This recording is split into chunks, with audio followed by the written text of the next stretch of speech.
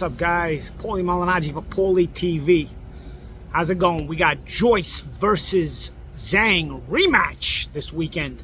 I think that's a big rematch as far as the excitement is concerned in the heavyweight division. We haven't had Tyson Fury coming back this year.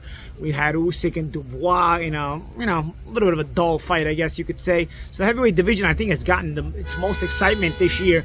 Sorry, we got the Brooklyn blowhorns over here. I think the heavyweight division got its most excitement this year from Joyce and Zhang, honestly. And I think the rematch can be, at least for us boxing fans, because unfortunately this isn't the kind of fight that crosses over, at least not in the States, I don't know, in England.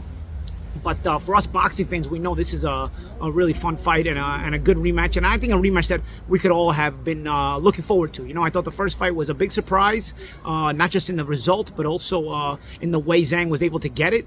Looking back, you know, Zhang is a guy who has, kept improving as he's gone along, made his way up the ladder. His one loss was very controversial against Filip Ergovic in a fight that I thought he could have even got him, and he could go either way.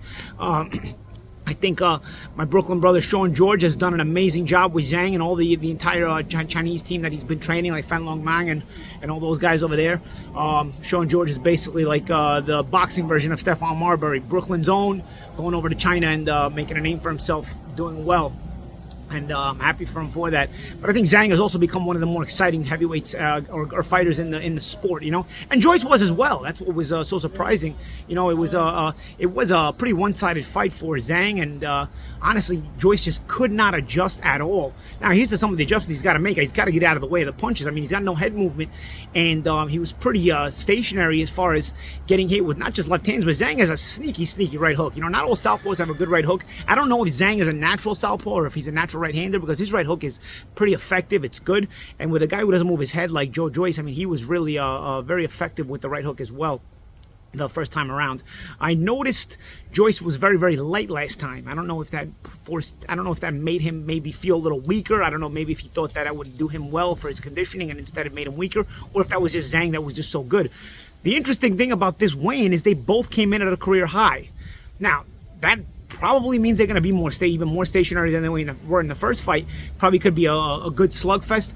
I think Joyce is better when he's heavier, but I don't know if he's just better when he's this much heavier. You know what I'm saying? Because you still want to outcondition Zhang, the 40-year-old Zhang, or 41 years old, how old he is. And neither guy is young, but Zhang certainly at his age is older, and I think you could maybe put a pace on him. But at Joyce's weight, the highest of his career, is he going to be able to put a pace? Now, putting on the weight, I think it makes Joyce, go back to that juggernaut mentality, juggernaut moniker. The juggernaut is his nickname, and I think maybe he didn't take that mentality into the ring in the first time around, coming in lighter, and maybe he wants to get back to that mentality. That's what made him so successful. I just don't know if he put on too much weight. Now, is this on purpose, or is this just like you're getting older and you're getting a little lazier? I don't know, but both guys came in heavier.